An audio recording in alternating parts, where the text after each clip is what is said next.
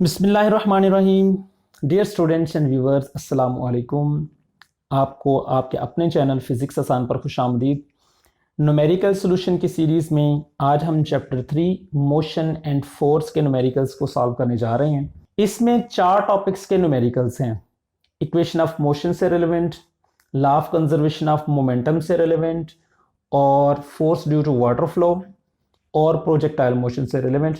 तो पहले हम इक्वेशन ऑफ मोशन से रिलेवेंट न्यूमेरिकल्स को आज डिस्कस करते हैं। ये वही इक्वेशन ऑफ मोशंस हैं जिनको आप मैट्रिक्स से पढ़ते आ रहे हैं। इसमें अक्सर बच्चों को कंफ्यूजन होती है कि भाई सारी इक्वेशंस एक जैसी लग रही होती हैं, तो हम किस वक्त कौन सी इक्वेशन को यूज करना होता है। तो आपने ये याद रखना है कि इसमें जो क्वांटिटीज मिस हैं उस लिहाज से आपने इनको ज़हन में रखना होता है। मिसाल के तौर पर ये पहली इक्वेशन देखिए, इसमें डिस्प्लेसमेंट मौजूद नहीं है। इस इक्वेशन में फाइनल वेलोसिटी मौजूद नहीं है। इस इक्वेशन में टाइम का तस्करा नहीं है। लिहाजा गिवन डाटा के लिहाज से आप इस बात को डिटरमिन कर सकते हैं कि आपने किस वक्त कौन सी इक्वेशन इस्तेमाल करनी है।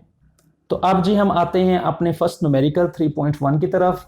ये बहुत इंपॉर्टेंट और कंसेप्चुअल न्यूमेरिकल हैं और इसके 2 आंसर्स आते हैं और दोनों आंसर्स के फिजिकल मीनिंग हैं। A helicopter is ascending vertically at the rate of 19.6 metre पर सेकेंड।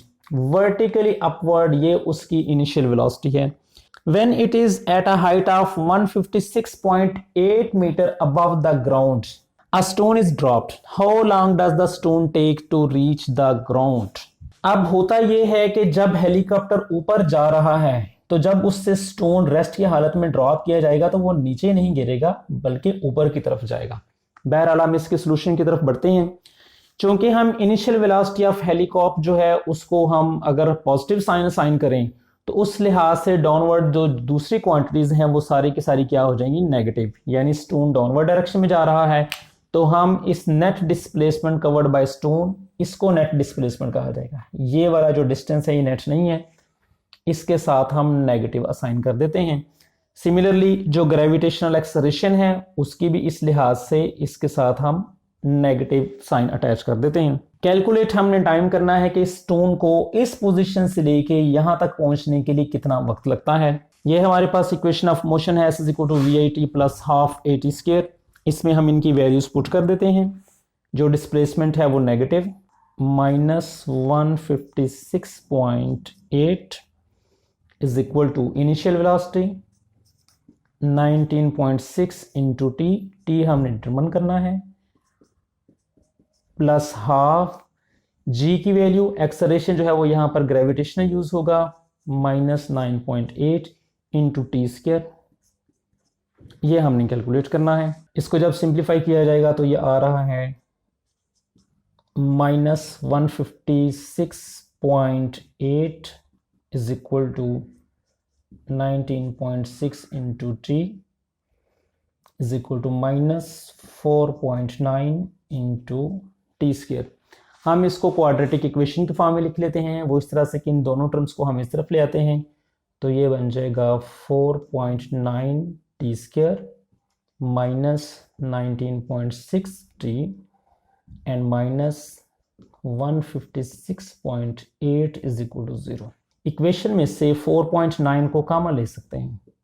4.9 को जब कॉमन लेंगे तो ये आ जाएगा t² माइनस 40 एंड 156.8 को जब 4.9 से डिवाइड करेंगे तो आंसर आ रहा है 32 इज इक्वल टू 0। ये 4.9 उधर जाकर डिवाइड हो जाएगा तो रिजल्टेंट क्या हमें मिलेगा, t² minus 40 minus 32 is equal to 0।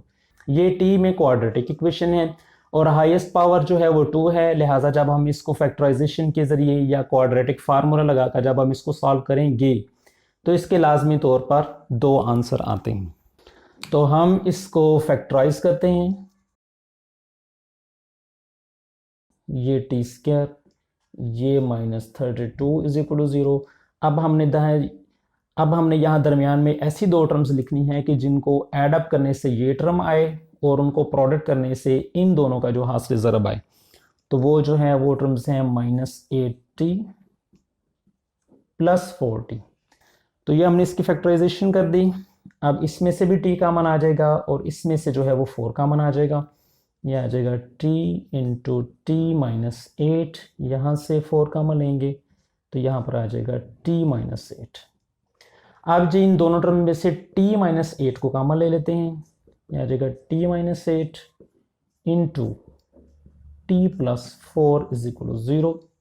ये दोनों टर्म्स आपस में मल्टीप्लाई होकर 0 जनरेट कर रही हैं। मतलब ये है कि या तो ये टर्म 0 के बराबर है या ये टर्म 0 के बराबर है या दोनों टर्म्स ही 0 के बराबर हैं। तो हम हर ऑप्शन को ज़हन में रखते हुए t minus 8 is equal to 0 and t plus 4 is equal to 0 इसको पुट कर लेते हैं। तो ये आ गया t इज इक्वल टू 8 और ये आंसर आ गया t इज इक्वल टू -4। ये यूनिट्स भी लाजमी मेंशन करें, सेकंड और सेकंड।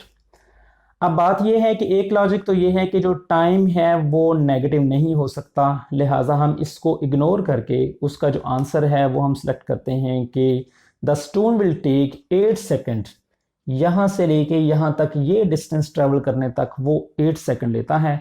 लिहाजा हमारा जो एक्यूरेट आंसर है वो आ रहा है t is equal to 8 second. But this also means something. ये जो t इज इक्वल टू -4 है ये क्या चीज़ है? न्यूमेरिकल ख़त्म हो गया, लेकिन अब आपको मैं एक एक्स्ट्रा चीज़ बताने लगा हूं कि आखिर इस 4 सेकंड से मुराद क्या है।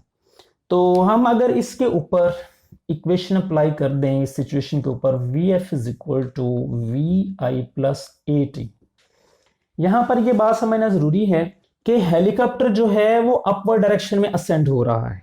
तो जब बॉल को रिलीज किया जाएगा, यानी अगर मेरा हाथ ऊपर जा रहा है, जब मैं इसको रिलीज करूंगा तो ये फौरन नीचे नहीं गिरेगा बल्कि इसकी अपवर्ड इनिशियल वेलोसिटी होगी। तो जब स्टोन ऊपर की तरफ जाएगा तो इस पोजीशन पर पहुंचकर ज़ाहिर है उसकी फाइनल वेलोसिटी भी होगी जो कि है 0।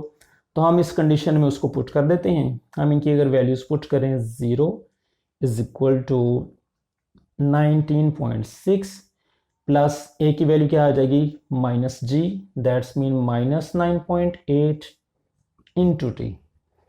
तो यहाँ से क्या आंसर आ रहा है 9.8 into t is equal to 19.6। T is equal to 19.6 और 9.8 और ये आंसर आ रहा है 2 सेकेंड। जी व्हाट डज इट्स मीन? इसका मतलब ये है कि इस स्टोन को यहाँ से लेकर फाइनल वेलोसिटी यानी 0 वेलोसिटी तक आने के लिए इसको 2 सेकंड लग जाएंगे। तो इसको यहाँ से इधर जाते वक्त 2 सेकंड लगेंगे और वापस उसी पोजीशन पर आते वक्त भी 2 सेकंड लगेंगे। तो ये जो 4 सेकंड हैं जो कि स्टोन के नेट डिस्टेंस में काउंट नहीं हो रहे, ये जो t is equal to -4 second है उसकी रीज़न ये है। तो ये जो कंसेप्ट है, जितनी भी मैंने हेल्पिंग बुक्स वगैरह भी देखी हैं उनमें इस तरह से ये मेंशन नहीं है। कंसेप्चुअली स्टूडेंट्स को और बिलखसूस टीचर्स को इस कंसेप्ट का इल्म होना चाहिए। जी अब आते हैं प्रॉब्लम नंबर 3.2 की तरफ। प्रॉब्लम नंबर 3.2 में डाटा दिया गया है एक मोटर बाइक का जो कि इन टाइम इंटरवल में इन वेलोसिटीज़ के साथ मूव कर रहा है और हमने इन वैल्यूज़ की मदद से ग्राफ प्लॉट करना है। फिर ग्राफ की मदद से हमने उसका इनिशियल एक्सेलरेशन, फाइनल एक्सेलरेशन और उस बाइक का टोटल ट्रैवल डिस्टेंस जो है उसको कैलकुलेट करना है। तो ये मैंने इसका स्केल अलोंग एक्स एक्सिस और वाई एक्सिस बना लिया है। ये आप स्टूडेंट्स के सामने मैं ड्रॉ करना चाह रहा हूँ ताकि आपको पता चले कि जो ग्राफ है वो किस तरह से लेना है। तो पहला पेयर है जब टाइम 0 है तब जो वेलोसिटी है वो भी 0 है, लिहाजा जो पहला इसका पॉइंट है वो आ जाएगा यहाँ पर, ये पॉइंट। फिर 30 सेकंड के बाद उसकी जो वेलोसिटी है वो है 10। तो ये है 30 और ये इस 30 के सामने 10 की सीध में आपने एक पॉइंट ले लेना है, यहाँ से इस तरह से ये पॉइंट। फिर 60 सेकंड के बाद जो उसकी वेलोसिटी है वो है 20। 60 सेकंड के बाद उसकी जो वेलोसिटी है वो है 20, लिहाजा हमने पॉइंट किस तरह से लोकेट करना है 60 के सामने और इधर 20 के सामने। ये दूसरा पॉइंट आ गया। फिर नेक्स्ट 90 सेकंड पर, 120 सेकंड पर, 150 सेकंड पर, सब पर जो उसकी जो वेलोसिटीज है वो है 20, यानी अब जो बाइक है वो यूनिफॉर्म वेलोसिटी से मूव कर रही है। तो हम इसके लिए वैल्यूज ले लेते हैं, 90 के सामने भी 20, 120 के सामने भी 20 और 150 के सामने भी 20। अब 180 सेकंड के बाद जो है ब्रेक लगाकर जो बाइक है वो रुक गई है, यानी उसकी जो वेलोसिटी है वो 0, लिहाजा 180 और इधर से 0 के सामने, तो जो लास्ट पॉइंट है वो हमारा आ जाएगा ये वाला। तो हमें क्या करना है, अब हमने इन तमाम पॉइंट्स को स्केल की मदद से आपस में ज्वाइन कर देना है। तो पहले जो लाइन है वो ड्रॉ करनी है इस तरफ, फिर लाइन ड्रॉ करनी है ये, फिर हमने लाइन ड्रॉ करनी है ये। तो अब हम लाइंस को ड्रॉ करते हैं। ये जी हमने इन पॉइंट्स को आपस में जब ज्वाइन किया तो ये इस तरह से ग्राफ हमारे सामने आ जाता है। अब हम इन डिफरेंट पॉइंट्स का नाम रख लेते हैं। ये है पॉइंट ओ, ये ए, ये बी, ये सी, और यहाँ से इसका परपेंडिकुलर ड्रॉ करते हैं, ये पॉइंट आ जाएगा डी, और यहाँ से इसका परपेंडिकुलर ड्रॉ करते हैं, ये पॉइंट आ जाएगा ई। जी अब हमारे पास ओ ए बी और बी सी कर्व हमारे पास मौजूद है जो कि इसका ग्राफ है। तो स्टार्टिंग में आप देख सकते हैं कि जो वेलोसिटी है वो चेंज हो रही है। तो ग्राफिकली जो स्लोप ऑफ द ग्राफ है वो एक्सेलरेशन को रिप्रेजेंट करती है, लिहाजा हम लिखेंगे in triangle O A D slope of O A representing the initial acceleration. तो स्लोप जो है वो हम फिगर में देख सकते हैं, वो किसके बराबर है, परपेंडिकुलर ओवर बेस।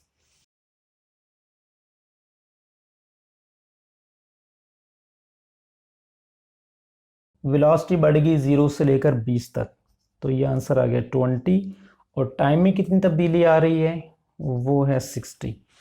तो इनिशियल एक्सेलरेशन की वैल्यू आ रही है 1/3 इज इक्वल टू 0.33 मीटर पर सेकेंड स्क्वायर। बी से सी तक इसका फाइनल एक्सेलरेशन है।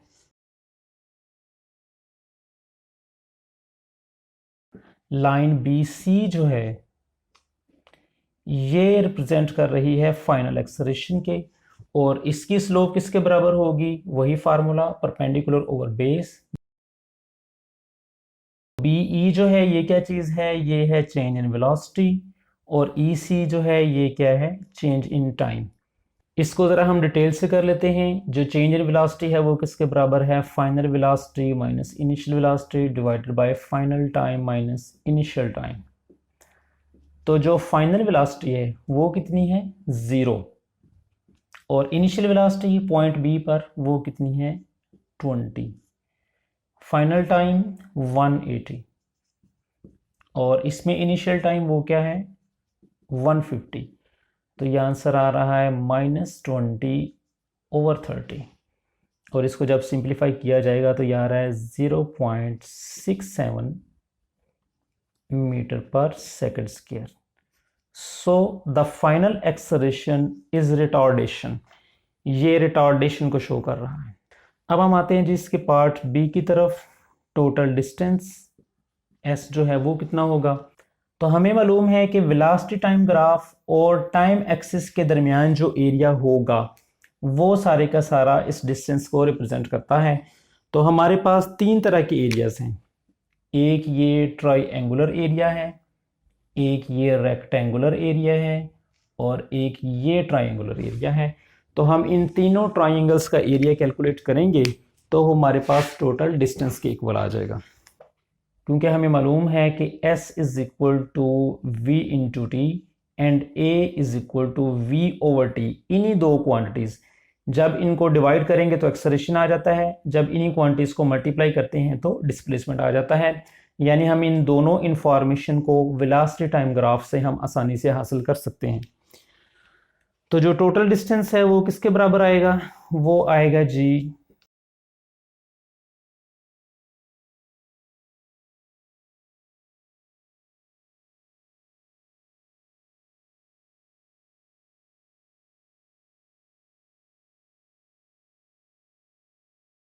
जी। अब हम इनमें वैल्यूज पुट कर देते हैं। हमें मालूम है किसी भी ट्राइंगल का जो एरिया वो बराबर होता है half into base into altitude. तो किसी भी ट्राइंगल का जो एरिया है वो बराबर होता है half into base into altitude.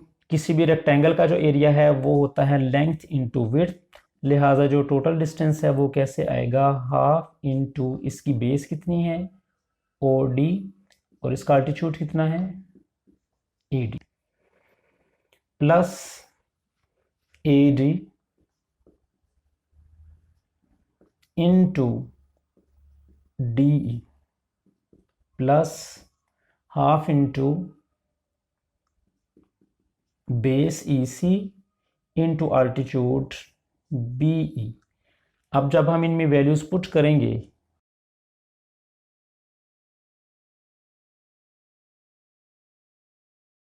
And D E numerical values 150 minus 60 तो ये आ जाएगा 90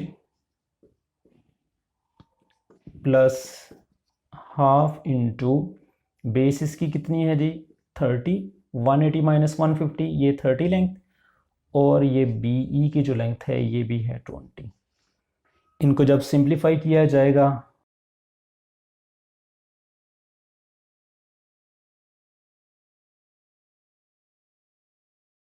2.7 kilometres, this is our required distance, जो कि हमने इस ग्राफ की मदद से हमने कैलकुलेट किया। Let's move towards the numerical number 3.3। Simple statement, a proton moving with speed 1 into 10⁻⁷ metre पर सेकेंड, इनिशियल वेलोसिटी आ गई उसकी, passes through a 0.020 centimetre thick sheet of paper, ये शीट ऑफ पेपर रिप्रेजेंट किया है, इसकी जो थिकनेस है वो एस, जिसकी वैल्यू है 0.02 सेंटीमीटर। तो जब वो इस शीट्स में से गुजरेगा तो उसकी जो वेलोसिटी है वो कम हो जाएगी, यानी नेगेटिव एक्सेलरेशन या रिटार्डेशन प्रोड्यूस होगी। तो उससे शीट के निकलने के बाद उसकी जो फाइनल वेलोसिटी है वो क्या है, assuming and emerges with a speed of 2 into 10⁻⁶ metre पर सेकेंड, जिस वेलोसिटी से वो उससे निकलेगा वो है 2 into 10⁻⁶ मीटर पर second, assuming uniform deceleration, find retardation and time taken to pass through the paper, कि इसमें उसका नेगेटिव एक्सेलरेशन कितना हुआ है और उसने प्रोटॉन ने कितनी देर में इस शीट को क्रॉस किया है, ये दो चीज़ें हमने कैलकुलेट करनी है। तो सिंपल सी बात है, वी एफ एस और वी आई दिए गए हैं, वी एफ वी आई और एस एक्सेलरेशन हमने कैलकुलेट करना है, लिहाजा ये इक्वेशन ऑफ मोशन हम इस्तेमाल करेंगे। एक्सेलरेशन की वैल्यू आ गई V F square minus V S square over 2s। अब आप इसमें वैल्यूज पुट कर दें। यहाँ अब आपको थोड़ी सी कैलकुलेशन मैं समझाना चाह रहा हूँ, ये बात याद रखें कि इसकी तो पावर आ जाएगी, लेकिन पावर की जो पावर है वो सिंपली मल्टीप्लाई होती है, लिहाजा हम इसको 6 into 2 10⁻12 लिखेंगे, और 2 की पावर 2 जो है वो 4 आ जाएगी, 1 की पावर 2 1, 10⁻7 into 2 ये आ जाएगा 10 की पावर 14। अब जब हमने इन दोनों को आपस में सब्ट्रैक्ट करना है तो ये बात याद रखनी है कि जो पावर्स हैं उन दोनों को आपस में इक्वल होना ज़रूरी है सब्ट्रैक्शन और एडिशन के लिए। लिहाजा हम इसको क्या करेंगे, हम इसको फर्दर सिंप्लीफाई कर लेते हैं। हम लिखते हैं 4 into 10⁻12, इसको मैं लिख लेता हूँ 1 into 10⁻2 into 10⁻12। 14 को ब्रेक करके मैं ऐसे लिख लेता हूँ जस्ट फॉर योर कन्वीनियंस, ताकि आपको कंसेप्चुअली भी इसकी समझ आ जाए। यह आ जाएगा 4 into 10⁻12 माइनस, इसको इकट्ठा करके लिखा जा सकता है -100, और ये क्या आ गया 10⁻12 और बटे के नीचे वही। तो जी अब हम इनको ऐड और सब्ट्रैक्ट कर सकते हैं। अब इनके जो कोफिशिएंट्स हैं वो आपस में बराबर हो चुके हैं कि इनमें से 10⁻12 जो है ये आ जाएगा कॉमन, और बाकी क्या रह जाएगा 4 माइनस 100 -2। अब हम इसको सॉल्व करके लिख सकते हैं जी, acceleration is equal to -96 into 10⁻12 divided by 0.04 into 10⁻²। अब ये 10⁻² जब ऊपर जाएगी तो ये प्लस हो जाएगा, तो -96 और 0.04 को हम कैलकुलेटर से सॉल्व कर लेते हैं। ये आ जाएगा 10⁻12 + 2,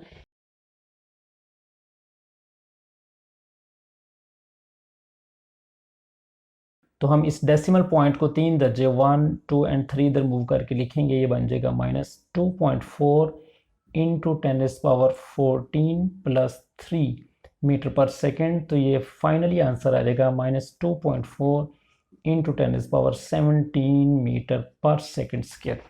अब जो नेक्स्ट स्टेप है टाइम का, हम उसको कैलकुलेट कर लेते हैं। एक्सेलरेशन हमारे पास आ गया तो हम सिंपली इक्वेशन यूज़ कर सकते हैं, VF is equal to VI plus AT।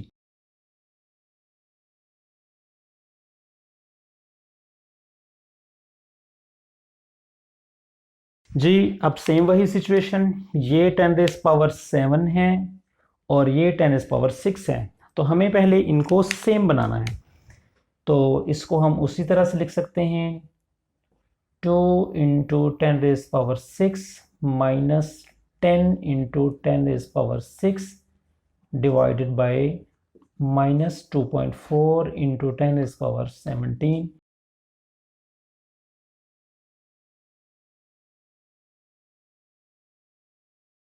3.33 into 10⁻11 second. ये इसका फाइनल आंसर आ रहा है टाइम का। Now let's move towards the numerical 3.4।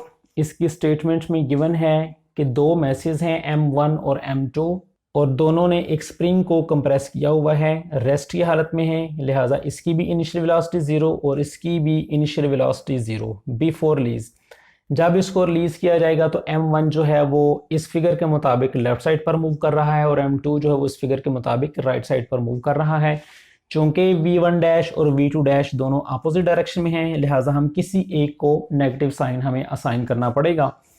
तो मालूम क्या करना है, हमने उनकी बाद वाली जो वेलोसिटीज हैं उनकी रेशो को कैलकुलेट करना है, यानी V1 dash over V2 dash या V2 dash over V1 dash, एक ही बात है। तो by law of conservation of momentum के मुताबिक इनिशियल मोमेंटम फाइनल मोमेंटम के बराबर है। Mathematically M1V1 plus M2V2 is equal to M1V1 dash plus M2V2 dash. तो दोनों चूंकि अपोजिट हैं, लिहाजा हम किसी एक को नेगेटिव साइन असाइन करते हैं। V1 V2 की वैल्यू 0 है, माइनस V1 डैश पुट कर दिया, V2 डैश इसको सिंप्लीफाई करके आप देख सकते हैं कि ये M1V1 dash is equal to M2V2 dash. अब आप चाहे V1 dash over V2 dash ले लें, चाहे V2 dash over V1 dash ले लें, जो आंसर है इसका क्या आ रहा है, M2 ओवर M1। वेलोसिटीज की जो रेशो है वो इनवर्स मैसेज के रेशो के बराबर आएगी। Now the problem number 3.5। इसमें एक यूनिसेलुलर ऑर्गेनिज्म अमीबा का तस्करा है। ये इसकी फिंगर नुमा जो शेप है इनको सोडोपोडियास कहते हैं। ये क्या करता है कि टिनी ऑरिफिस से जब पानी को बाहर फेंकता है तो ये उसके अपोजिट सिमत में इस तरफ इसमें एक्सेलरेशन प्रोड्यूस होता है।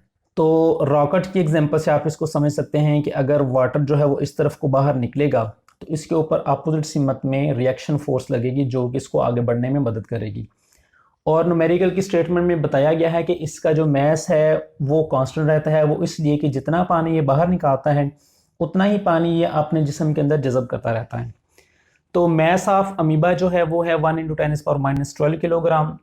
ये जिस स्पीड से ऑरिफिस से पानी निकाल रहा है वो है 1 × 10⁻4 मीटर पर सेकेंड। एंड फ्लो रेट जो है वो है m/t, mass of water ejected in 1 second, वो है 1 × 10⁻13 किलोग्राम पर सेकेंड। हमने इसकी दो चीज़ें कैलकुलेट करनी है, एक इसका ये एक्सेलरेशन, दूसरा जो वाटर है इसके ऊपर रिएक्शन फोर्स कितनी लगा रहा है। Force due to water flow के टॉपिक में हम पढ़ चुके हैं कि जो फोर्स है वो इन दो चीज़ों का प्रोडक्ट होती है, मैस इजेक्टेड पर second multiplied by speed of ejected water. तो मैस पर सेकेंड m/t हमारे पास एक सेपरेट क्वांटिटी मौजूद है, उसके साथ v को मल्टीप्लाई कर देंगे। यहाँ पर स्टूडेंट्स आपने ये मिस्टेक नहीं करनी कि आप इस m की वैल्यू को पुट कर दें, हमें ये पूरा m/t ही इसमें पुट करना है, m/t मल्टीप्लाइड बाई v। तो हम इसमें वैल्यूज पुट कर देते हैं।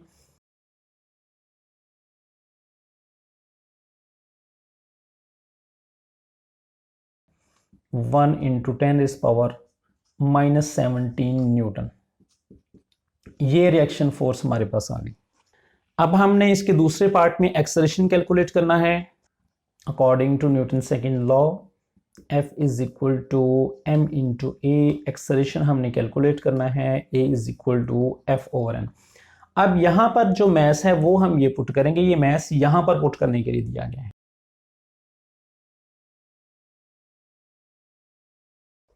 तो इसको जब सिंप्लीफाई करेंगे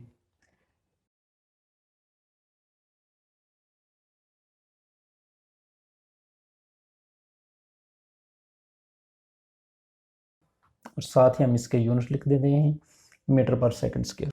सो this is our value of acceleration. जी now the problem 3.6 statement is a boy places a firecracker of negligible mass in an empty can of 40 ग्राम। ये एक कैन है, इसके अंदर नेग्लिजिबल मैस का उसने एक फायर क्रैकर रखा है और इसके कैन का जो मैस है वो है 40 gram. He plugs the end with a wooden block of mass 200 gram. ये वुडन ब्लॉक जिसने उसको क्लोज किया है, इसका जो मैस है वो है 200 gram. After igniting the fire cracker he throws the can straight up. It explodes at the top of its path. उसने इसको ऊपर फेंका और ये अपनी मैक्सिमम हाइट पर जो है ये फायर क्रैकर जो है ये एक्सप्लोड हुआ, फट गया। तो मैक्सिमम हाइट पर हमें मालूम है कि किसी भी थ्रोइंग बॉडी की जो वेलोसिटी होती है वो 0 हो जाती है। If the block shoots out with a speed of 3 metre पर सेकेंड, ये इसके मैस को हमने m2 कहा है, लिहाजा ये v2 डैश वेलोसिटी जो है हमें दी गई है विच इज़ 3 मीटर पर सेकेंड। अब हमने v1 डैश वेलोसिटी यानी कि कैन की बैकवर्ड डायरेक्शन में जो वेलोसिटी है उसको हमने कैलकुलेट करना है। तो हम इसके लिए अप्लाई करेंगे law of conservation of momentum, जिसकी स्टेटमेंट ये होगी कि total momentum before explosion is equal to total momentum after explosion. हम इसमें मैथमेटिकल एक्सप्रेशन पुट कर देते हैं m1v1 plus m2v2 is equal to m1v1 dash plus m2v2 dash. अब हम इसमें इनकी वैल्यूज पुट कर देते हैं। हमें मालूम है कि जब वो बम फटा उस वक्त उन दोनों चीज़ों की, कैन की और जो वुडन ब्लॉक की जो वेलोसिटीज़ हैं वो क्या थी, 0। लिहाजा हमने v1 is equal to v2 is equal to 0, ये दोनों जीरोज़ हैं, लिहाजा यहाँ पर भी 0 आ जाएगा, यहाँ पर भी 0 आ जाएगा। अब हम यहाँ पर एक्सप्रेशन लिख लेते हैं m1 v1 dash plus m2 v2 dash. हमने v1 डैश को कैलकुलेट करना है, लिहाजा v1 डैश की वैल्यू क्या आ जाएगी, उस तरफ चला जाएगा, minus m2 v2 dash divided by ये जो m1 है ये इधर डिवाइड हो जाएगा m1। अब हम इस एक्सप्रेशन में इन तमाम फैक्टर्स की वैल्यू पुट कर देते हैं। v1 डैश आ गया माइनस m2 की वैल्यू वो क्या है जी, 200 into 10⁻³ multiplied by v2 dash 3 metre पर second divided by m1। m1 की वैल्यू कितनी है, 40 इंटू 10⁻³ तो इसको हम सिंप्लीफाई कर लेते हैं। ये 10⁻³ से कैंसिल हो जाएगा, तो ये क्या आ जाएगा, -600 ओवर 40 और इसको जब सिंप्लीफाई किया जाएगा तो आंसर आ रहा है -15 मीटर पर second. This is the velocity of can, कि ये जो कैन है ये 15 मीटर पर सेकेंड की वेलोसिटी से इसके लिहाज से अपोजिट डायरेक्शन में मूव करेगी। यहाँ पर ये जो नेगेटिव साइन है वो यही एक्सप्रेस कर रहा है कि अगर हम इस वेलोसिटी को पॉजिटिव लेते हैं तो लाजमी बात है इसका आंसर नेगेटिव आएगा। Now the next numerical is 3.7। इसके जो स्टेटमेंट है वो है an electron travelling at 2 × 10⁻7 metre पर second. Velocity of electron 2 × 10⁻7 metre पर सेकेंड और उसका जो मैस है ये हमें मालूम है 9.1 × 10⁻31 kilogram mass of electron undergoes a head-on collision with a hydrogen atom whose mass is given as m is equal to 1.67 × 10⁻27 kilogram mass of hydrogen atom। इसको हमने m2 का नाम दे दिया, which is initially at rest, so vh that mean the velocity of hydrogen atom or v2 is equal to 0।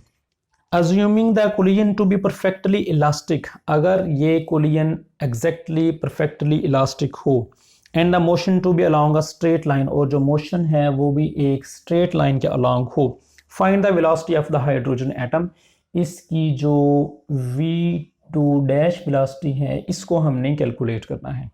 हम इसके लिए expression इस्तेमाल करते हैं v2 dash is equal to m1 over m1 plus m2 into v1 plus m2 minus m1 over m1 plus m2 into v2। आपके जहन में बच्चों ये सवाल आ सकता है कि हमने अब law of conservation of momentum जो है वो इस्तेमाल क्यों नहीं किया। वो इसलिए नहीं किया कि बच्चों हमें v1 डैश का भी इल्म नहीं और v2 डैश हमसे पूछा गया है। जब दो वेरिएबल्स अननोन हो तो उसको सॉल्व करने के लिए दो इक्वेशंस चाहिए। तो दूसरी इक्वेशन जो है वो हम law of conservation of energy से ही हासिल करते हैं। लेकिन हम इस टॉपिक को प्रीवियसली पढ़ के आ चुके हैं कि law of conservation of momentum और law of conservation of energy को जब यूटिलाइज किया जाए तो v2 डैश की यही वैल्यू आती है। तो ये मैंने रेड कलर से इसलिए लिखा है कि v1 डैश की वैल्यू हासिल करने के लिए जस्ट आपको m1 को m2 से रिप्लेस करना है, यानी जहां पर m1 है वहां पर m2 और जहां पर m2 है वहां पर m1 लिख दें और v1 को v2 से आपस में इंटरचेंज करना है। तो v1 डैश की जो वैल्यू है वो खुद आ जाएगी। तो अब आपको ये बात समझ आ गई कि हम इस फार्मूले के बजाय हम ये वाला फार्मूला क्यों इस्तेमाल कर रहे हैं। अब हम वैल्यूज पुट करने की तरफ आते हैं। तो डायरेक्टली हमें मालूम है कि जो v2 है उसकी वैल्यू 0 है, लिहाजा ये जो सेकंड फैक्टर है ये वाला फैक्टर ये सारा 0 हो जाएगा, बाकी सिर्फ यही फैक्टर एक रह जाएगा। अब हम इसमें इसकी वैल्यूज पुट कर देते हैं। v2 dash is equal two into m1 की value 9.1 into 10 rays power minus 31 into v1 जो है वो है 2 into 10 rays power 7, 2 into 10 rays power 7 divided by m1 plus m2। m1 की value 9.1 into 10 rays power minus 31 plus m2 की value 1.67 into 10 rays power minus 27। जी students, अब ये जो दोनों ऐड अप होने वाली क्वांटिटीज़ हैं इनकी 10 रेज़ पावर सेम हमें करनी पड़ेगी ताकि हम इनको ऐड अप कर सकें। तो उसके लिए हम क्या करते हैं, हम ऊपर वाली क्वांटिटीज़ को तो सिंप्लीफाई कर लेते हैं। 2 इंटू 2 4, 4 इंटू 9.1 ये आ जाएगा 36.4 into 10 rays power minus 31 plus 7। इसको अगर हम 10 रेज़ पावर माइनस 27 बनाना चाहें तो उसके लिए हमें क्या करना पड़ेगा, 0.00091 इंटू 10 रेज़ पावर माइनस 27। अशारिया जो है वो कितने दर्जे मूव करेगा, तो 27 तक जाएगा। 30, 29, 28 एंड 27 और प्लस हम इसको लिख लेते हैं 1.67 इंटू 10 रेज़ पावर माइनस 27। अब जी हम इसको सिंप्लीफाई कर लेते हैं। 36.4 इंटू 10 रेज़ पावर माइनस 31 में 7 प्लस करेंगे तो ये आ जाएगा माइनस 23 डिवाइडेड बाई ये आ जाएगा 1.67091 इंटू 10 रेज़ पावर माइनस 27।